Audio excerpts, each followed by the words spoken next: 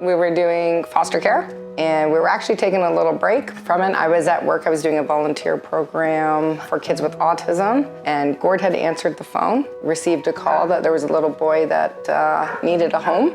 He was being released from hospital. The hospital couldn't help him anymore, needed a home to care for him on palliative care. They gave him about a month to live. So Gord accepted the call and brought me a car seat, and I went down to Sick Kids and picked him up on Christmas Eve. As I went to the hospital and picked him up, Gord looked for stores that were open to go get presents, and he was everybody's Christmas present that year.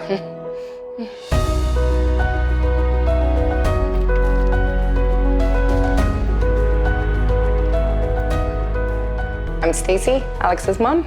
I'm Gord, Alex's dad. What's your name? My name is Alex. Alex has cerebral palsy. So we adopted Alex, and knowing that there was support out there, we never would have been able to. The demand would be too heavy, and he's such an amazing kid. He's phenomenal. He teaches us stuff every day. We always feared he would be like in a group home. So now he has a family. He can stay in his family. Without the support, we wouldn't have been able to. We wouldn't have been able to. I have 2 dogs, 1 cat, 3 bunnies. The talker is, there's a company that specifically put a mount on it so it's accessible to his chair. It's like a PEC system. So all the symbols and PECs mean it's totally universal. You can say basically anything on it. You can change the voice and what it says. So we've found a voice that we kind of thought that resembled Alex. It's given Alex like the world of communication. He can talk, he can ask for things. So he just has to press the button. So he'll use it to like communicate with us and say he needs help or what he needs. Making choices of what he wants to do or where he wants to go. It took a lot of training, but I think we got it down now. I'm 9 years old.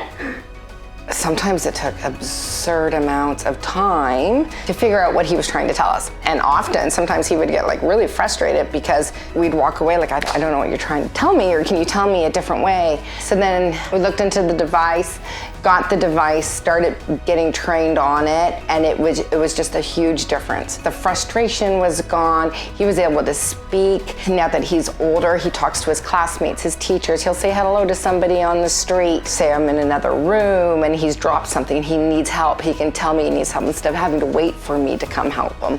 Really, it gave him a voice. It gave him a voice, whereas before that never would have happened. Go. School.